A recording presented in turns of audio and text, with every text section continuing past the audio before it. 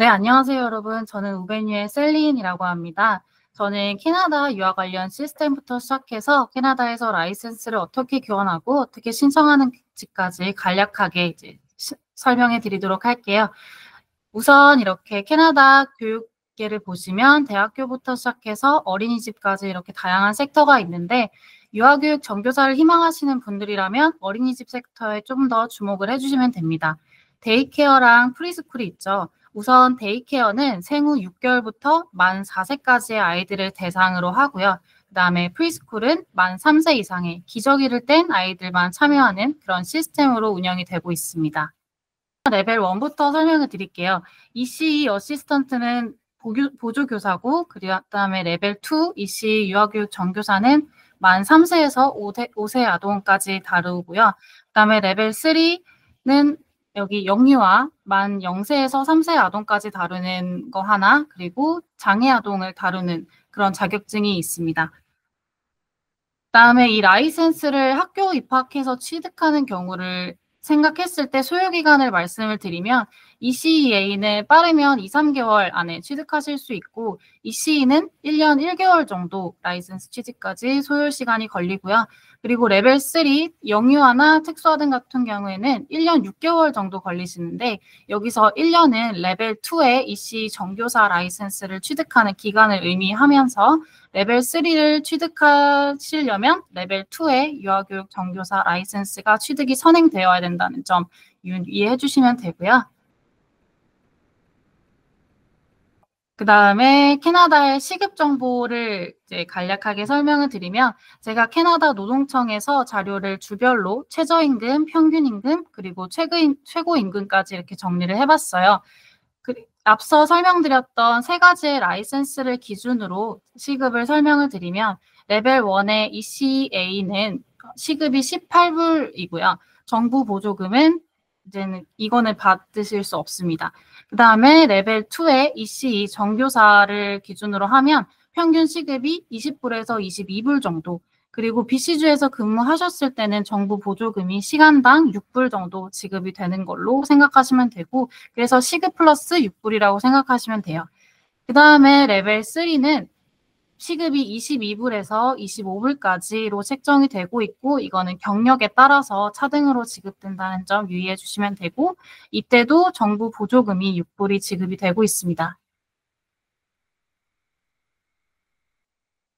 그 다음에 왜 이렇게 많은 학생들이 캐나다에서 유아교사를 하고 싶어 하시는지 제가 문의를 많이 받고 있는데 이거를 좀 세 가지로 분류를 해봤어요.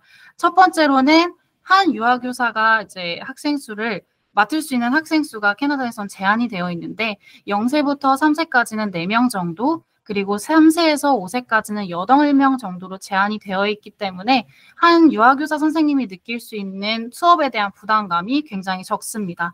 그리고 한국과 비교해 봤을 때도 한국은 학부모들과의 이제 면담을 통해서 그런 컴플레인이나 이런 안 좋은 점들을 바로바로 이렇게 케어를 해야 되는 경우가 많은데요. 그렇기 때문에 많은 책임감이 발생할 수가 있습니다.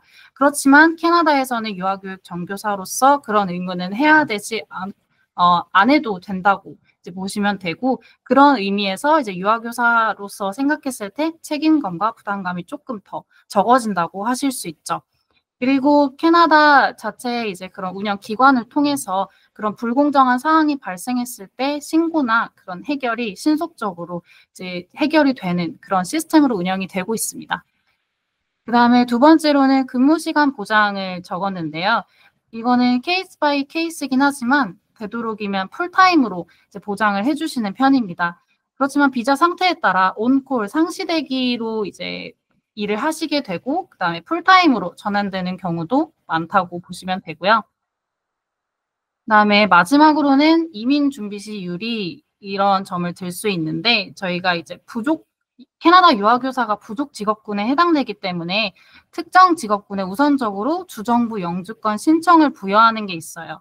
그리고 현재 ECE 이민 분야가 여기에 포함되어 있습니다. 이런 점을 빌어서 이민 준비 시 조금 유리한 점이 있다라고 말씀드릴 수 있습니다.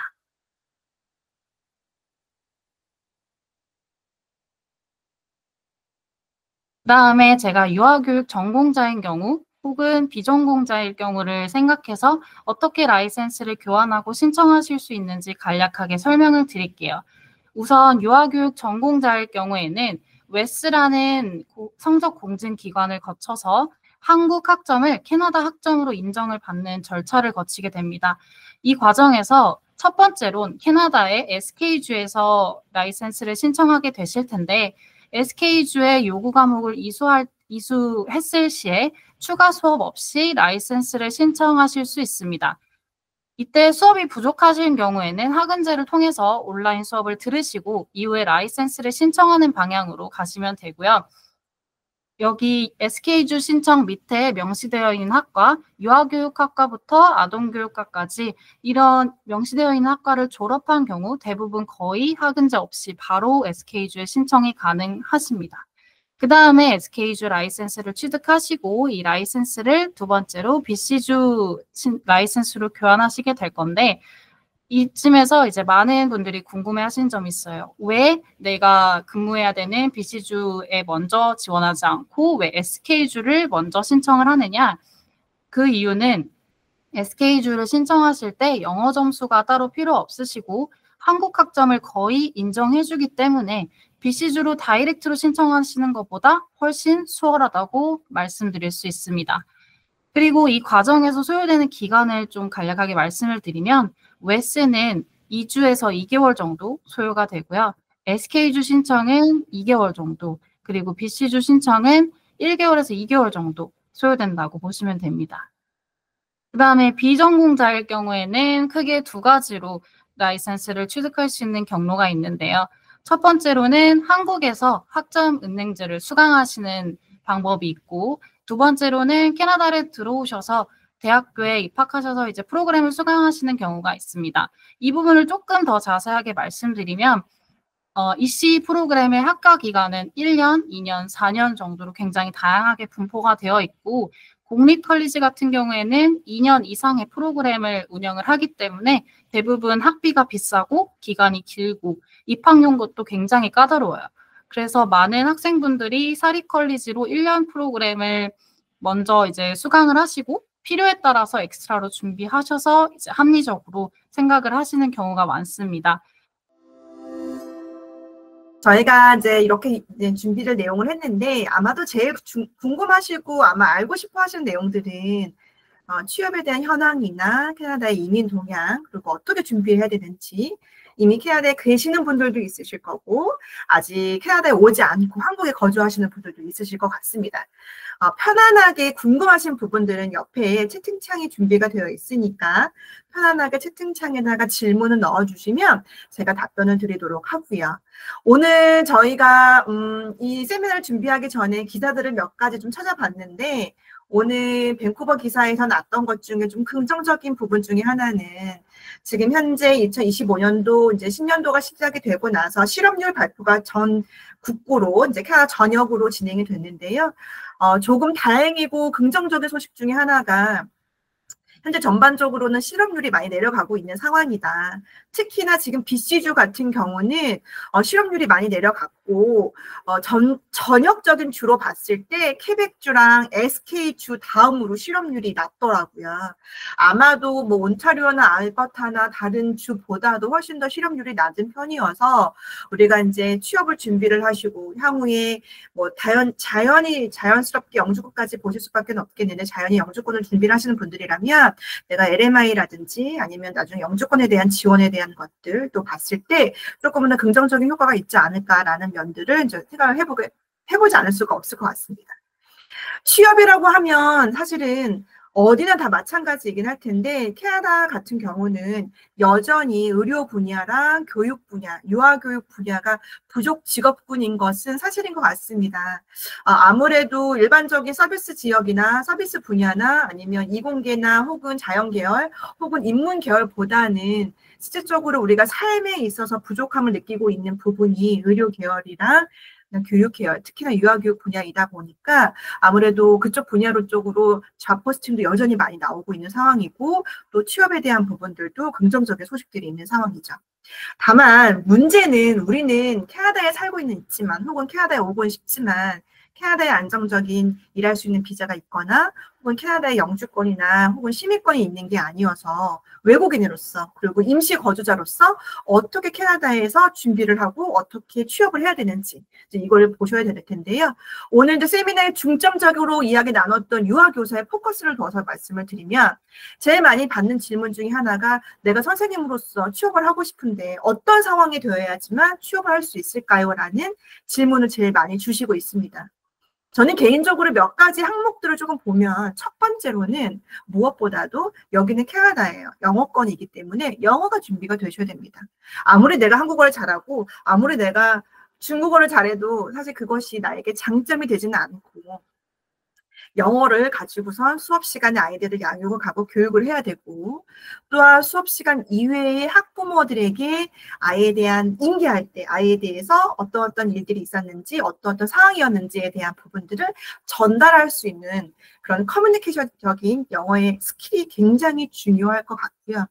또한 무시하지 않을 수 없는 것 중에 하나가 같이 일을 하시는 동료들 간에도 서로 커뮤니케이션이 제일 잘 되어야 되기 때문에 내가 어느 정도 일상적인 영어에 대한 커뮤니케이션의 스킬과 또 아이들을 교육하는 데 있어서 선생님으로서 부족하지 않은 자질의 영어적인 준비는 반드시 해주셨으면 좋겠습니다. 사실 이게 자연스럽게 연동이 되는 것 중에 하나는 현재로서는 영주권을 신청하는 데 있어서 영어 점수가 없이 영주권을 신청할 수 있는 프로그램은 거의 찾아보기 어렵다라고 할 정도이기 때문에 영어는 높게 준비하면 하실수록 영주권을 준비하시는 데 있어서 나에게 유리한 포인트로 작용을 한다. 이렇게 보실 수가 있으셔서요. 캐나다에 거주하시든 한국에 거주하시든 영어에 대한 준비는 지금 바로 늦지 않게 준비하시기를 바라겠습니다. 또한 가장 중요한 것 중에 하나가 캐나다에 아무리 인력이 부족하고 선생님이 부족하다 할지라도 내가 일을 하게 되는 현장은 캐나다 인더스트리입니다. 한국 선생님이 아니시고 한국 유치원이 아니고 캐나다 유치원이거든요. 그러다 보니까 내가 실질적으로 나의 능력을 조금 보여주지 않고 취업에 대한 부분이 결정이 되기는 현실적으로 어려운 듯해 보입니다. 그렇기 때문에 아무래도 내가 지금 당장에 캐나다에 들어와서 선생님으로서 일하실 수 있는 자격증이 준비가 되셔야 될 거고 또한 그에 견주어서 합법적으로 캐나다에서 취업 활동을 하실 수 있는 워크 퍼밋이 준비가 되셔야 됩니다. 이 두 가지가 준비가 되셔야지만 현재 실질적으로 잡 포스팅이 올라온 곳에 이력서를 보내고 하다못해 내가 직접 가서 나 합법적으로 일할 수 있는 비자도 있고 라이센스도 있으니까 언제든지 온콜이든 발런티어든 일할 준비가 되어 있다라고 얘기하셔서 나의 역량을 조금 보여주는 게 좋을 것 같습니다. 그렇게 해서 내 영역을 조금 보여주게 된다라고 하면 사실 유치원 입장에서는 한 번도 써보지 않고 한 번도 시간을 주지 않고 아는 선생님에게 고용계약을 체결하는 것보단 조금 하루라도 300시간이라도 200시간이라도 선생님을 써본 분에게 정기적인 고용 비자를 주는 게 훨씬 더 유리하기 때문에 그렇게 많이 진행을 하고 있습니다. 많은 분들이 이제 용기를 내셔가지고 질문 주셨습니다. 그래서 잠깐 제가 이야기할 부분이 많지만 먼저 주신 질문들 한번 답변을 드려보도록 하겠습니다. 실질적으로 라이센스가 당연하죠. 선생님으로서 일을 하시려면 라이센스가 반드시 있으셔야 됩니다. 왜냐하면 아까도 저희 셀리님께서 잠깐 언급을 해주셨는데 실질적으로 캐나다 BC주에서 유아교사 에듀케이션 미니스트리라는 교육기관이 있습니다. 거기서 정확하게 명시가 됐던 것 중에 하나가 라이센스가 있으나 곧 종료가 되는 경우라면 종료되기 전에 안정적으로 미리 라이센스 연장 신청을 하도록 하여라. 왜냐하면 라이센스가 끝나면 선생으로서 일을 할 수가 없기 때문입니다. 많은 분들이 나 라이센스를 기다리고 있는 중인데 혹은 라이센스가 끝났지만 선생님이 일을 할 수 있을까? 실질적으로 라이센스가 없다면 이거는 일을 하실 수 있는 게 불가능하기 때문에 반드시 선생님으로서 일을 하시기 위해서는 라이센스가 준비가 돼 있으셔야만 되고요. 또한 사실은 일을 하시는 데 있어서 라이센스의 레벨에 대한 차이는 저는 개인적으로 레벨 1이 있다고 해서 선생님으로서 일을 못하는 건 아니고 레벨 2가 있다고 해서 하실 수 있는 건 아니고 그렇게 차이가 있지는 않다고 봅니다. 모든 레벨 1의 선생님, 레벨 2의 선생님, 레벨 3의 선생님들이 하셔야 되는 임무가 나눠져 있기 때문에 모든 라이센스가 다 일을 하시는 데는 합법적으로 가능하나 유치원 입장에서는 라이센스 1 선생님보다는 라이센스 2를 갖고 있는 선생님이 훨씬 더 안정적일 것이고, 또 유치원 원장 선생님 입장에서는 라이센스 2도 있지만 라이센스 3를 갖고 있다라고 하면 원생을 더 모집을 할 수가 있기 때문에 훨씬 더 유리하게 취업 시장에서 우리가 이제 어필을 하실 수 있다. 그렇게 보실 수가 있습니다. 실질적으로 지금 많은 기간 동안 이 유아교육 프로그램들이 많이 홍보가 됐고, 그럼에도 불구하고 많은 지역에서 지금 선생님이 부족해서 많이들 진행을 하고 계시는데, 캐나다에서 공부를 해서 라이센스를 취득하신 분들도 있겠지만 이미 많은 분들이 학점 인증제 프로그램을 통해서 면허 변경을 하셔서 수업을 들으신 분들도 많이 있습니다. 이미 캐나다 유치원에서는 이러한 부분들도 너무 잘 알고 있어서 이왕이라면 이 선생님이 취득하신 라이센스가 실질적으로 캐나다에서 교육을 하시고 받으신 라이센스이신지, 아니면 단순히 인터넷 수강을 통해서 라이센스를 취득하신 건지, 이런 것들도 사실은 유치원 원장 선생님께서 이제 물어보고 계시는 상황이라는 것도 하나 이제 안내해 드리도록 하겠습니다. 실질적으로 그 다음으로 이제 질문 주신 것 중에 이제 지역별로 지금 물가의 차이에 대한 부분들을 말씀해 주셨는데요. 사실은 지역적으로는 어느 정도 차이는 있다라고 보고, 아마도 지금 집값에 대한 부분으로 말씀을 드린다라고 하면 현재 밴쿠버나 토론토 같은 경우는 집값에 있어서는 밴쿠버보다는 토론토가 훨씬 더 비싸다고 하시고요. 그에 비해 반면에 밴쿠버보다는 캘거리가 훨씬 더 집값은 조금 저렴한 편이기 때문에 이제 집값을 고려하시는 분들은 캘거리 쪽으로 많이 생각을 하시는 것 같고요. 그 외에 먹고 쓰는 그로서리랑 차 유지하시는 것들은 한국과 제가 봤을 때는 동일하다라고 보시면 되실 것 같습니다. 다만 우리가 염두하셔야 되는 것 중에 하나는, 현재 우리가 오늘 얘기 나누고 있는 프로그램은 유아교육 관련된 프로그램인데요. BC주에만 유일하게 유아교육 관련하여 프라이어리티 프로그램이 운영이 되고 있고 영주권이 선발이 되고 있기 때문에, 가급적 만약 영주권을 준비하시는 가정이시다라고 하시면 밴쿠버 BC주에서 정착을 하시고 BC주에서 영주권 준비하시는 것을 권유드리고 싶습니다. 실질적으로 지금 다른 컬리지에서 코업 과정을 공부를 하고 계시는데요. 그 과정이 지금 12월 말에 끝난다고 합니다.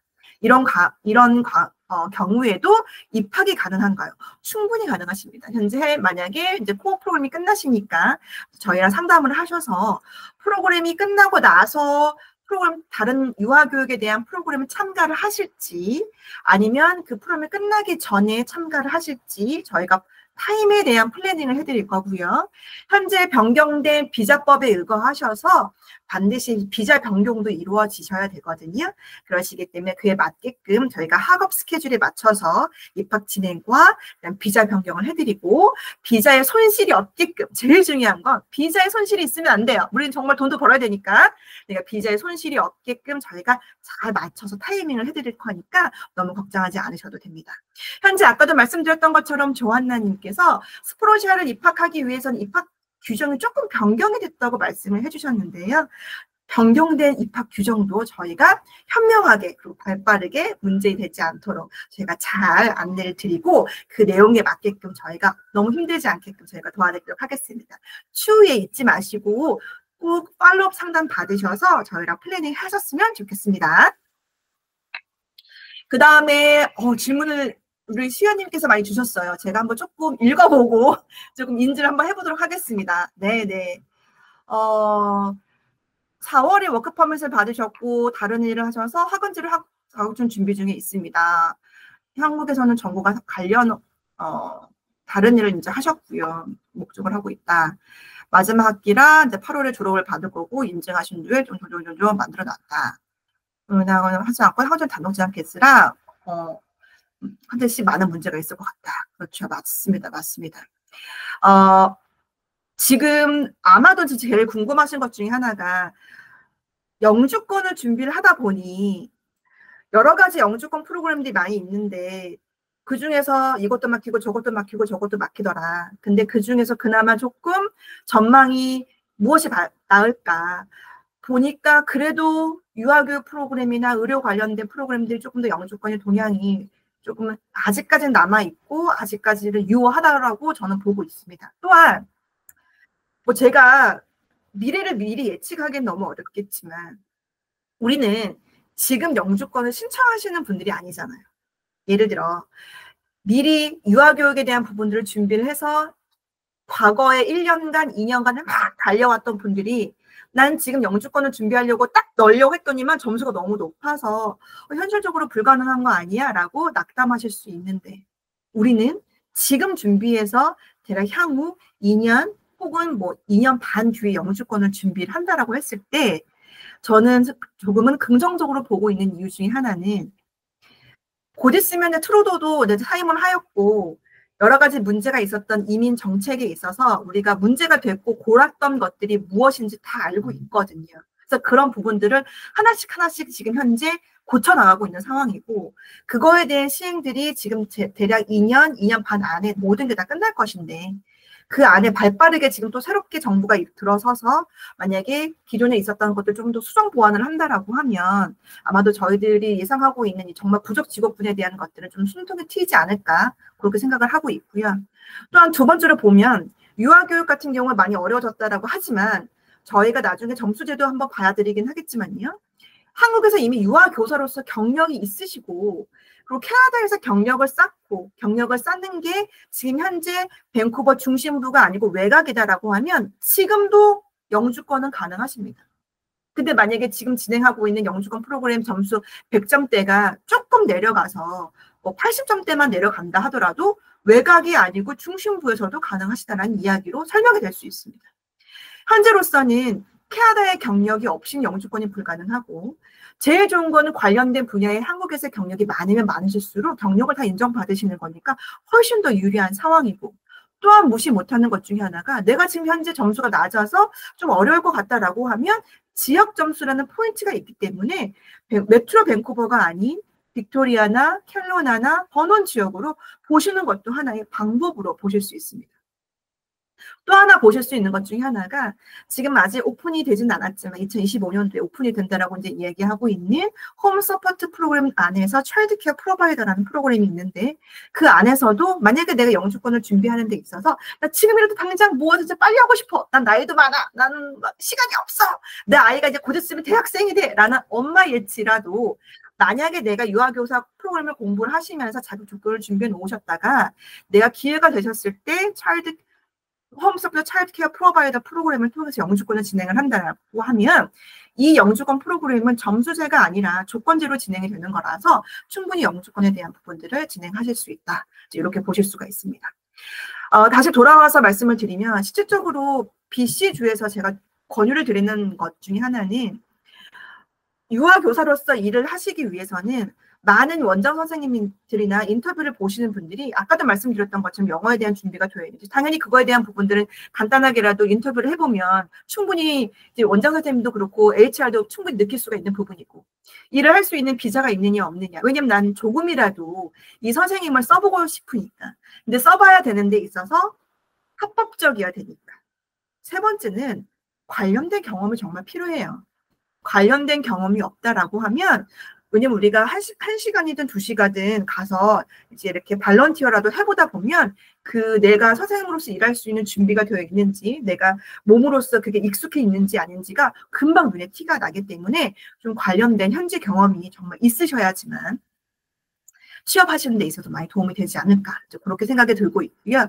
많은 분들이 이런 관련 경험조차 쌓기가 어렵다. 난 어떻게 나 이런 것도 너무 쌓고 싶은데 아무도 나한테 이력서를 돌려서 연락을 주는 곳이 없어 라고 하시는 분들이라면 우리 흔히 얘기하는 유아교육 프로그램 통해서 일을 하실 수 있는 프로그램들이 코어 프로그램이나 유아교육 ECA 프로그램 같은 경우는 수업을 하시면서 간단하게 우리가 일을 하실 수 있게끔 제공을 하고 있거든요. 그래서 그런 프로그램을 통해서 즉 플래티컴이라는 과정을 통해서 내가 캐나다 현지 유치원에서 좀 일을 해보시고 내가 경력을 좀 더 만들어서 이제 취업 시장에 나가시는 것을 저는 추천을 드리고 있습니다.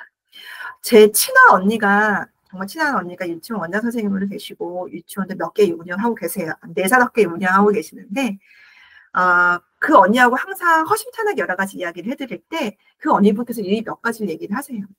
무엇보다 한국 경력보다 캐나다 경력이 있는 자를 더 우선시한다.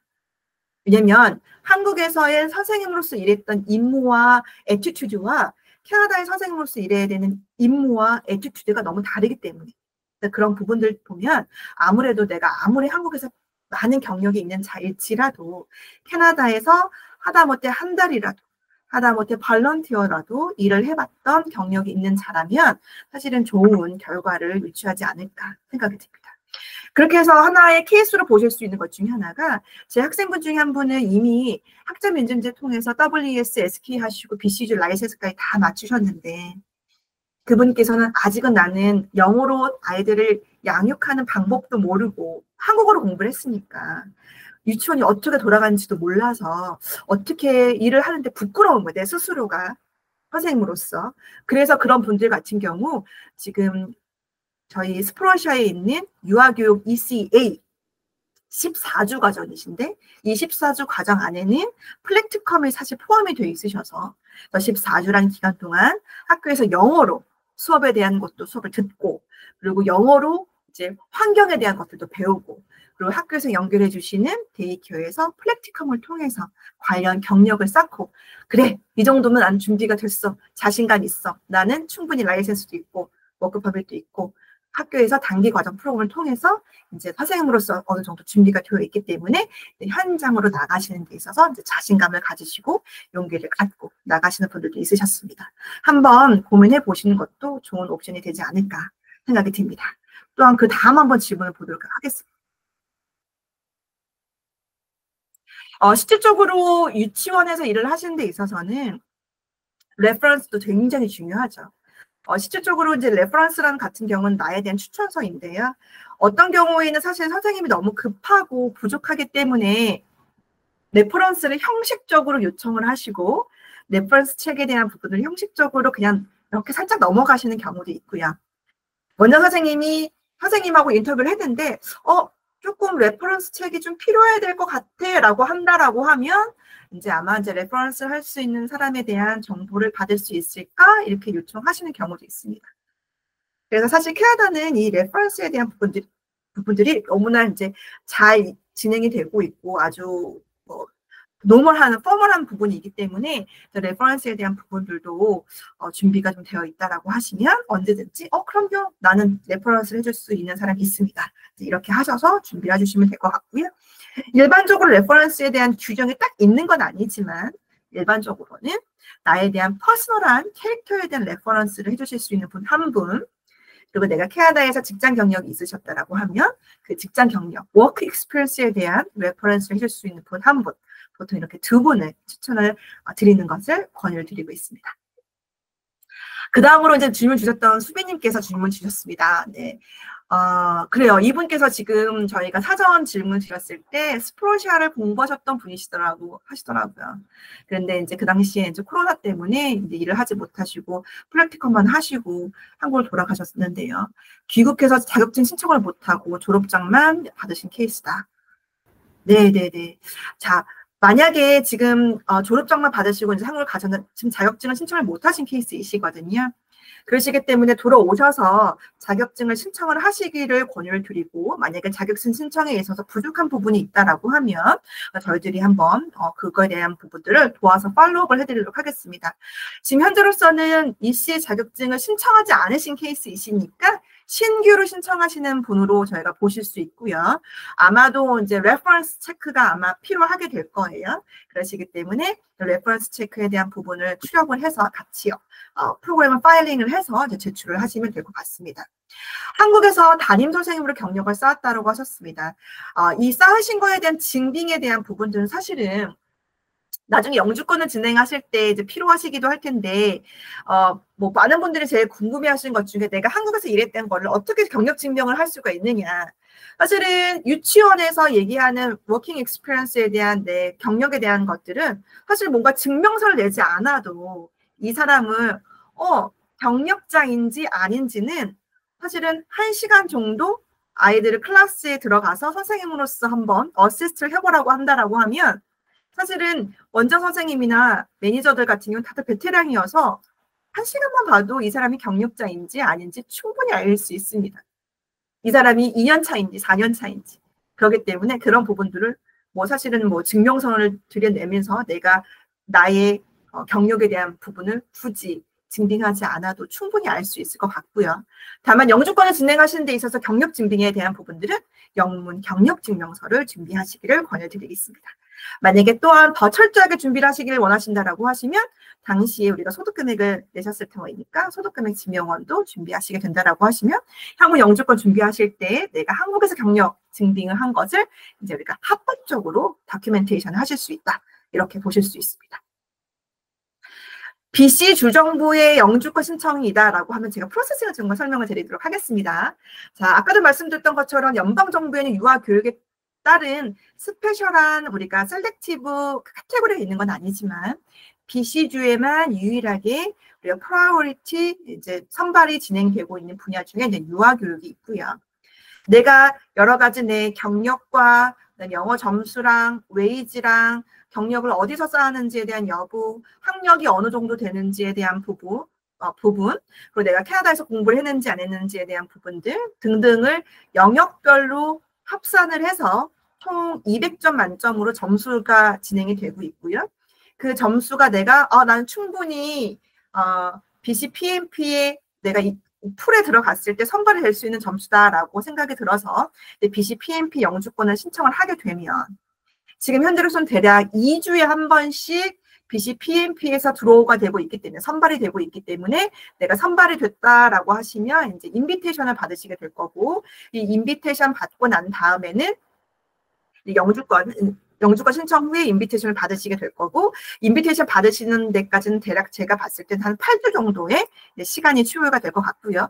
이 8주 정도 소요가 되신 분들 중에 만약에 캐나다의 경력이 이미 1년 정도가 있으신 분들이다라고 하시면 그 다음에 EBC, 즉 연방정부로 영주권을 한 번 더 신청을 하시게 되시고 연방정부로 넘어가시는 경우다라고 하시면 BC PMP의 추가 점수 600점을 가산 받으셨기 때문에 그 다음번 인비테이션, 익스프레스 엔트리 인비테이션에서 바로 선발이 되시게 될 거예요. 그렇게 되신다라고 하시면 6개월 정도 뒤에는 영주권을 취득하실 수 있고 만약에 내가 캐나다 경력이 1년이 없다라고 하면 BC PMP만 진행을 되셔야 될 텐데 사실 지금 상황에서는 그런 경우는 거의 없을 것 같은데 왜냐하면 캐나다 경력 1년이 없이 영주권이 어렵기 때문에 하지만 그래도 내가 캐나다 경력 1년이 없이 진행을 하신다라고 하시면 아까도 말씀드렸던 것처럼 BC PMP 신청을 하시고 인비테이션을 받으신 다음에 8주 정도 받으신 다음에 BC PMP에서 영주권을 그냥 그대로 신청하시는 방법입니다. 익스프레스 엔트리 가지 않으시고 그런 경우라면 대략 18개월 정도 걸린다고 보시면 되세요. 근데 잘 생각해 보세요. 18개월 정도 걸리면 그 안에 이미 1년이라는 시간이 소요가 되고 있어서 1년이라는 시간에 내가 캐나다 경력이 쌓였기 때문에 익스프레스 엔트리로 넘어가서 동시에 익스프레스 엔트리 EBC로도 진행이 가능하다. 이렇게 보실 수가 있습니다. 영주권이라는 거는 사실은 뭐 2달, 석 달 급하게 나올 수 있는 건 아니고 롱런의 프로젝트이기 때문에 천천히 스텝 바이 스텝으로 진행을 하시기를 권유드리고 있습니다.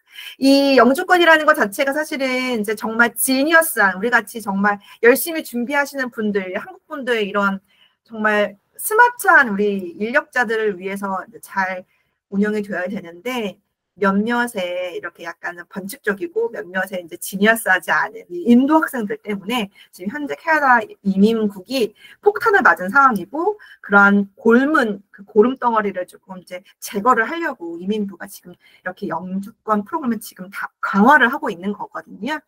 저는 이게 아주 영구적으로 진행이 되지는 않을 것이다 라고 판단을 하고 있고 이민부도 그렇게 얘기를 하고 있고 현재 그 부분들 정말 골마 터졌던 그런 부분들이 어떤 건지를 다 알고 있기 때문에 그걸 지금 교려내고 있는 시간이다. 그렇기 때문에 조금 기다리시면 조금 호재가 있지 않을까 그렇게 생각을 하고 있습니다.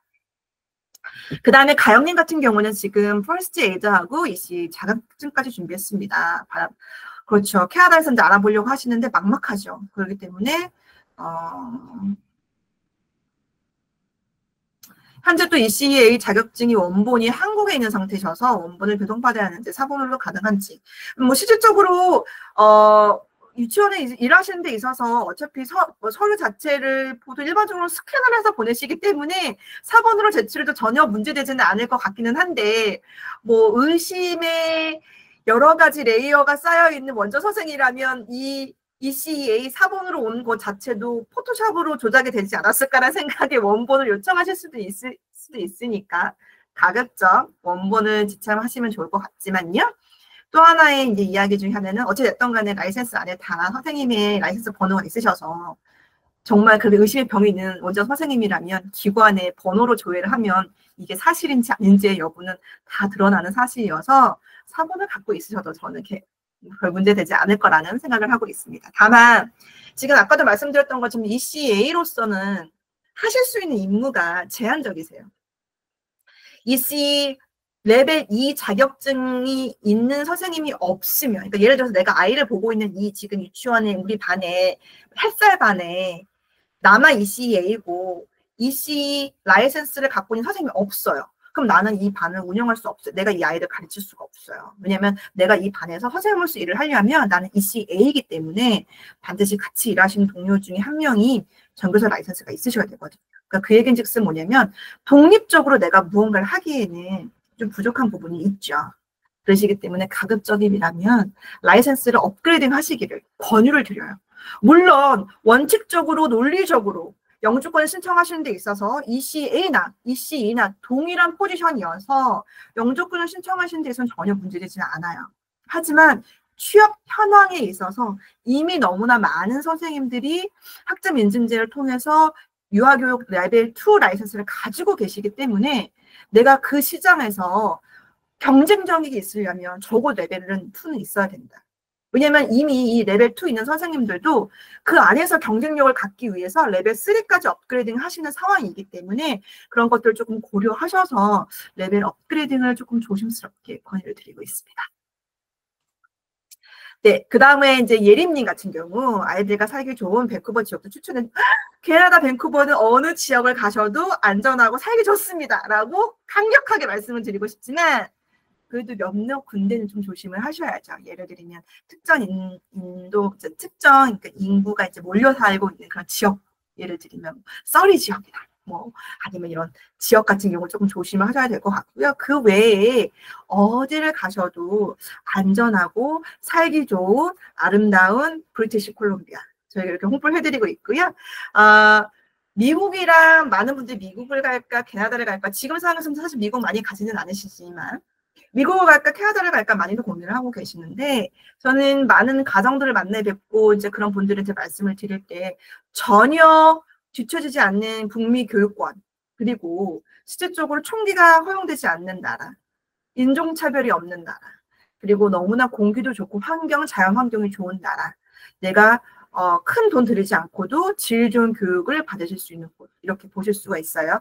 그 중에서도 밴쿠버 브리티시 콜롬비아가 저는 선호를 해드리고 있고요.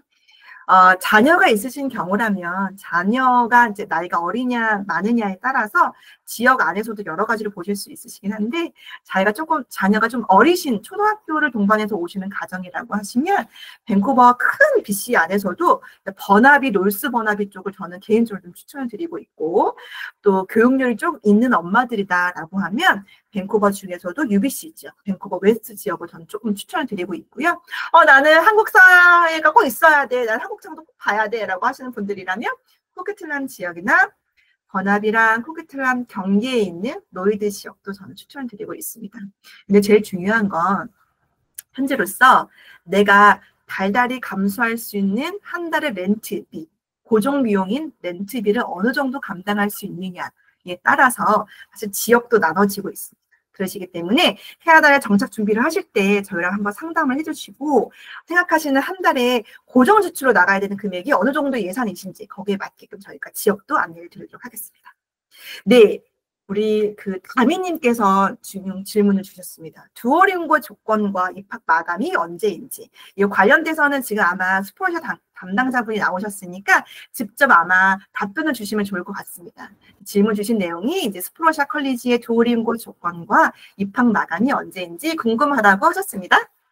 네, 저희 듀오링고 같은 경우에는 95점 이상이 필요하고요. 입학 같은 경우에는 저희가 매월 입학이 있고 보통 입학 마감이 되진 않는데 이제 비자나 이런 준비하는 시간이 걸리기 때문에 계획하신 입학일로부터 6개월 전부터 준비하시는 것으로 추천드립니다. 네, 그 다음 바로 질문 주셨던 것 중에 하나가 IELTS를 준비하시는 게 너무 어렵다. 그렇기 때문에 이제 병행을 해서 ESL 수업을 받으실 수 있는지 이제 이 질문을 주셨거든요. 이제 입학 규정이 이제 많이 변경이 돼가지고 이제 질문 주신 것 같습니다. 이거에 관해서도 어떻게 방법이 있을까요? 네, 저희 아까 말씀드렸는데 저희 같은 재단에 SSLC라는 어학원이 있고 거기서 운영하고 있는 EP 프로그램이 있어서 그 프로그램을 졸업하시면은 별도의 시험 없이도 들어오실 수 있어서 IELTS가 너무 힘드시면은 어학원을 통해서 들어오시는 것도 추천드리고 있습니다. 제가 또 하나 더 말씀을 드리는 것 중에 하나가 어학원을 다 마치고 나서 스포셜을 입학을 하기 위해 이렇게 어렵게 하지 않고도 먼저 우선은 저희가 이제 여러 가지 제안을 드릴 건데요. 먼저 이제 스포셜을 통해서 입학 준비를 하시고 그 안에 IELTS 점수를 내시거나 아니면은 조건부 수업을 들으시면서 입학 조건을 해제하시거나 이렇게 저희가 옵션을 드릴 거니까 향후에 한번 저희랑 상담을 하시고 입학 준비를 하셨으면 좋겠습니다. 우리 수연님이 말씀해 주셨습니다. 이제 코업도 이제 플랜으로 생각을 해 보셔야 된다.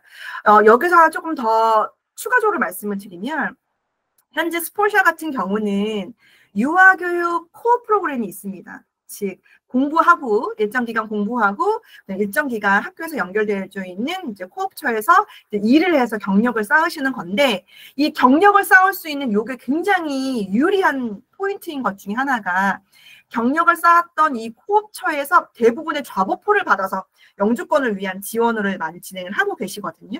그래서 만약에 예를 들어 내가 35세 미만의 워킹홀리데이가 지원이 가능하신 분들이라면 저는 개인적으로 유아교육 과정만 수업을 하시고 공부 이후에 워킹홀리데이를 승인시키셔서 합법적으로 일하시면 될 것 같아요.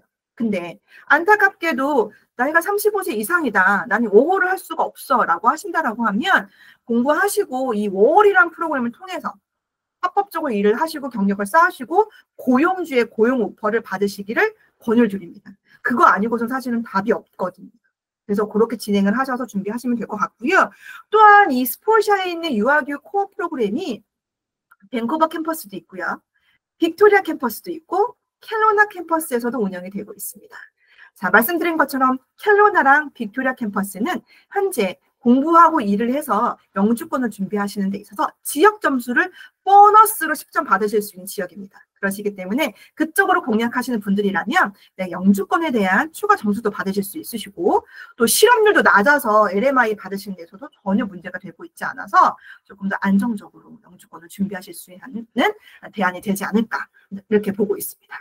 우리 김예선님께서 이제 질문 주셨던 것 중에 하나가 자격증을 이제 EC 자격증을 WS에서 받으시고 이제 BC주, SK주에서 BC주까지 넘어가시는 기간에 대해서 궁금해 하셨는데요. 아마 이 부분에 있어서는 저희 우베뉴의 셀리님께서 답변을 주시면 좋을 것 같습니다. 기간이 얼마 정도 걸리면 된다고 예상을 하면 될까요?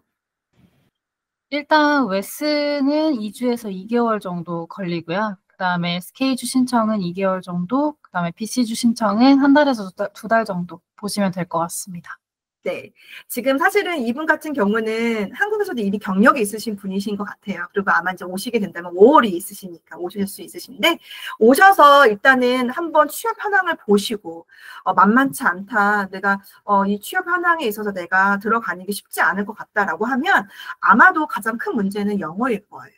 왜냐면 이미 경력은 있으시기 때문에 사실은 원장 선생님 입장에서 한번 써보면 금방 이 몸에 익힌 아이들을 다루고 아이들 핸들링하는 부분들은 금방 보여져서 문제는 없는데 내가 아이들을 영어로 공부를 시켜야 되고 교육을 하고 말을 따르게 해야 되는 이 영어가 사실은 부족한 부분들이고 또 인터뷰에 있어서 내가 자연스럽게 먼저 나의 능력을 이렇게 보여줄 수 있는 자신감이 사실 영어가 부족하니까 떨어질 수도 있거든요. 그래서 그런 분들은 그런 경우이지 않을까. 그렇다라고 하면 조금 너무 급하게 생각하지 마시고 영어 연수를 조금 한 달이든 혹은 석 달이든 공부하시고 영어에 대한 일상 영어에 대한 부분을 좀 준비하시고 난 다음에 취업 시장으로 한번 가보시는 것은 어떠실지 제가 조심스럽게 건의를 드리고 있습니다. 네.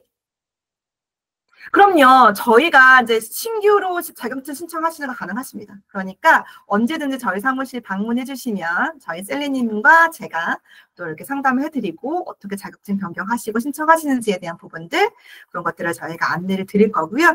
간혹 한국에서 아직 학점인증제도 공부하지 않으신 분들도 있으시거든요. 나는 이제 이런 내용들 세미나 들어봤는데 처음 알게 됐다. 그럼 어떻게 준비해야 되나? 학교를 가야 되나? 혹은 라이센스를 한번 미리 어떻게 될지 모르니까 학점 인정을 해볼까라고 생각하시는 분들도 있으실 텐데 그런 것들도 저희가 무슨 과목을 들으셔야 되는지 어떻게 진행하셔야 되는지에 대한 부분도 저희가 도와드리고 있으니까요. 오늘 세미나 마치시고 추후 상담하셔서 내용 받으시길 바랍니다. 네, 자, 예서님께서 질문을 주셨어요. IELTS 5.5 제너럴도 가능성이 있나요? 취업 시. 사실은 IELTS 5.5 제너럴 내시는 것도 쉽지 않으셨을 거예요. 어려워요. 잘하신 거예요. 물론 충분히 가능하세요. 다만 이제 중요한 건 점수가 있고 없고 보다는 얼마만큼 내가 자신감 있게 취업 시장에서 나를 스스로를 어필할 수 있는지에 대한 내 영어 실력이 어느 정도 준비가 되어 있는지, 그게 가장 중요한 부분이니까 조금 만약에 내가 준비가 되어 있지 않고 미흡하다라고 느끼시는 분들이 있다라고 하면 아마 셀리님 우리 그런 과정도 있지 않으세요? 취업을 준비하는 그런 영어방 프로그램도 있는 걸로 제가 알고 있거든요. 그래서 그런 과정들을 저희 셀리님하고 상담 받으시고 수업을 들으셔서 인터뷰하는 스킬들, 그다음에 어떻게 레주메 작성하는 것들, 그런 것들을 조금 커렉팅을 받으시고 취업 시장에 나가면 좋을 것 같습니다. 아까 수빈님께서 질문 주신 내용들은 아까 저희가 조금 전에 자격증 발급까지는 얼마큼 걸리는지에 대해서 안내를 드린 것 같아서 이 질문은 넘어가도록 하고요. 5월 비자는 발급 시 무엇이 필요하고 얼마큼 걸리는지. 5월 비자 같은 경우 지금 어떻게 상황이 되고 있나요, 셀리님? 지금 현재 이제 워홀 비자를 신청하시려면 필요하신 거는 여권 사진, 여권, 이력서, 범죄 수사 경력 회보서 이런 문서들이 필요하고요. 지금 2025년 워홀이 이미 열려서 프리 오픈이 된 상태라 첫 인비테이션이 1월 13일에 발급될 예정입니다. 네. 지금 5월 같은 경우는 한 번 신청하셔서 승인이 된다면 2년 받으실 수 있으시고 한 번 더 신청하시면 4년까지 받으실 수 있습니다. 즉 35세 미만에 있으신 분들이라면 사실은 고용주의 LMI가 필요하지는 않아요. 그러시기 때문에 두려워하지 마시고 유아교육 과정 프로그램을 통해서 공부 습득하시고 아주 지니어스하고 스마트한 선생님으로서 준비된 상태에서 5월 비자 승인시키시고 그 5월 비자를 통해서 캐나다 경력 쌓으신다라고 하시면 영주권 진행하시는 데 있어서 충분히 가능하시다라고 볼 수 있을 것 같습니다.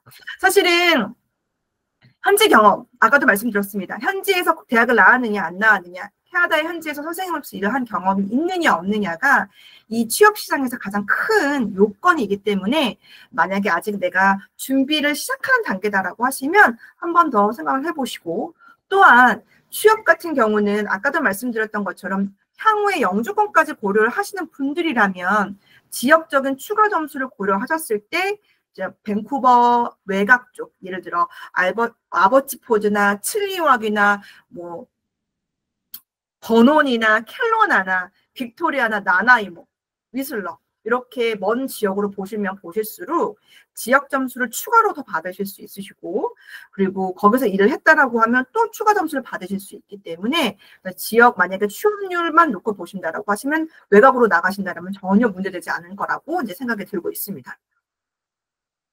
사실 자격증을 받기 전까지는 어린이집에서 일을 하시는 것은 합법으로 하실 수는 없으시기 때문에 그냥 발런티어 형태로 내가 해보시면서 유치원 원장 선생님과 내가 약간 이렇게 서로 친밀한 정도만 이렇게 쌓으시고 나 곧 있으면 라이센스가 나와. 나 이렇게 발런티어로 일을 했는데 라이센스 나오면 정교사 선생님으로 고용해 줄 거지? 라고 하시면서 이제 서로 간에 이렇게 릴레이션십을 쌓으시다라고 하시면 전혀 문제되지 않고 취업에 있어서 더 긍정적인 효과를 가지게 될 테니까 그렇게 보실 수 있을 것 같습니다. 아까도 말씀드렸던 것처럼 유치원은 제가 이제 아이가 하나 있는데요. 제 아이는 이미 유치원은 끝나고 이제 뭐 시큼시큼한 중학생이긴 한데 제가 유치원을 보냈을 때 엄마로서 학부모로서 가장 큰 것 중에 하나가 뭐였는지 아세요? 뭐였냐면 이 유치원은 선생님들이 자주 바뀌는 게 싫었어요. 그 얘긴즉슨 원장 선생님도 마찬가지일 거예요. 한 선생님이 오랫동안 우리 유치원에서 아이들을 양육하고 보육하기를 원하는데 선생님들이 계속 인앤아웃이 있는 유치원이다? 그럼 무언가 좋지는 않잖아요. 그러시기 때문에 사실 유치원 입장에서는 조금 선생님을 써보고 이 선생님이 정말 나와 합이 맞고 우리 유치원과 색깔이 맞고 우리 아이와 유치원과 같은 교육 방침을 가지고 있는 선생님이다라고 하면 오랫동안 고용 계약을 할 의사가 있습니다. 그래서 그러한 좋은 고용주를 만나시기 위해서는 아무래도 나의 능력을 조금 보여줄 수 있는 조금 발런티어나 아니면 조금 처음에는 온콜로 진행을 하셔서 일을 하시다가 정규 채용으로 진행을 하시는 게 제가 봤을 땐 좋을 것 같고요. 현실적으로 지금 현재로서는 캐나다에서는 캐나다 경력이 없이 영주권이 진행하시는 게 조금은 불가능하신 상황이시니까 한 유치원에서 한 유치원이 아니더라도 여러 유치원은 상관없으세요. 어차피 경력은 합산으로 진행이 되는 거니까 경력을 잘 쌓으셔서 나중에 좋은 결과를 이제 있으시기를 바라겠습니다. 오늘 1시간 넘게 저희가 세미나가 진행이 됐고요. 너무나 감사하게도 여러 가지 많은 질문들을 사실 주셨거든요. 그래서 그 질문들 안에서 저희가 최소한 이제 잊어먹지 않고 제가 답변을 다 잘 드리긴 했는데 그래도 혹시나 개별적으로 본인의 이야기도 나누고 싶고 또 본인의 상황에 맞는 영주권 프로그램이 무엇인지 지금 현재 상황에서 어떻게 진행하는 게 좋은지 아마 개별적으로 상담을 좀 나누다 보면 조금 더 설계하시는 데 있어서 조금 더 클리어한 부분들이 있을 거라고 생각이 들고 있고요. 오늘 세미나 마치시고 개별 상담 원하시는 분들은 별도로 카톡을 주시면 저희 셀리님과 제가 안내 도와드리도록 하겠습니다. 1월에 첫 번째 금요일인가요? 두 번째 금요일인가요? 금요일 잘 보내시고 한국은 토요일입니다. 주말 잘 보내시고 감기 조심하시고 즐거운 주말 되시길 바라겠습니다. 감사합니다. 수고 많으셨습니다.